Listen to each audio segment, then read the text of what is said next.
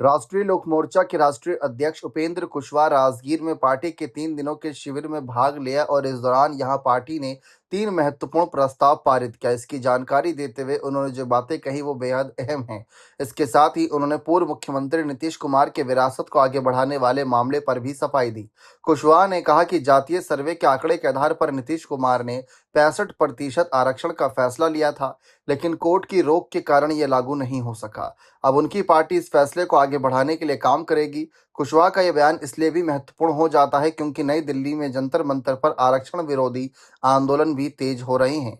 वहीं मीडिया से बातचीत में कुशवाहा ने बताया कि मुख्य प्रस्ताव यह है कि नीतीश जी के नेतृत्व में उस समय की सरकार ने फैसला लिया था कि बिहार में 65% आरक्षण की सीमाएं बढ़ाई जाएं, लेकिन तब ये मामला कोर्ट में चला गया और कोर्ट ने इस पर रोक लगा दी थी। नीतीश कुमार का ये प्रयास भले ही पूरा नहीं हुआ था, लेकिन अब हम लोगों की जिम्मेदारी है कि उसको आगे बढ़ाया जाए। उपेंद्र कुशवाहा ने आगे बताया कि बिहार में जातीय सर्वे कराया गया था। उन आंकड़ों के आधार पर 65% आरक्षण को लेकर नीतीश कुमार ने तय कर लिया था, लेकिन हुआ नहीं और उसको हम आगे बढ़ाने का काम करेंगे।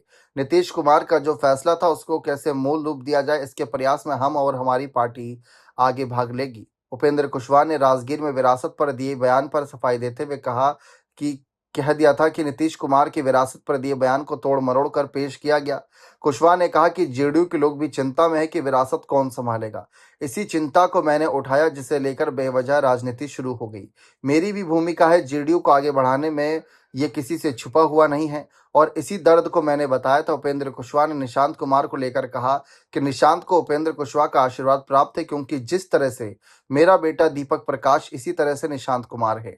उपेंद्र कुशवाहा ने कहा कि दीपक प्रकाश और निशांत में कोई अंतर नहीं, राजनीतिक मंच पर ये लोग आगे के भविष्य हैं।